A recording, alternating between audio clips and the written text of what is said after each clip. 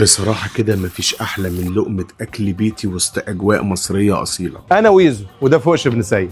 اقوى طاجن لحمه ببصل في مصر. عايز اكل، جعان.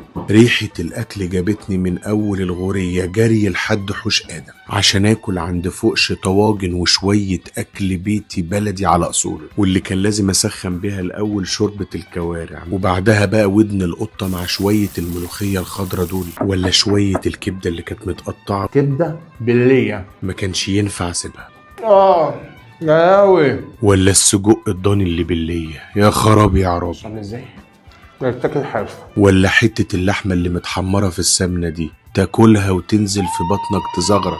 خش لي بقى على الموزة، شايفينها وهي بتتدلع وتتشوح، حته لحمه موزه بلدي متحمره في السمنه موت. خش لي بقى على الطواجن اللي مشهور بيها فوقش، طاجن بامية باللحمة الملبسة تسبيكة البامية بيتي بيتي، ولا طاجن العكاوي وما أدراك ما العكاوي، العكوه اكيد خلصانه نار نار، ولا شوية الرز بشعرية اللي عنده ناخد من طاجن اللحمة بالبصل واحط عليه الصوص. لو عايز تاكل لقمه اكل بيتي صح بسمنه بلدي ولحمه بلدي لازم تيجي هنا الغوريه والجو اللي هنا عند فوقش.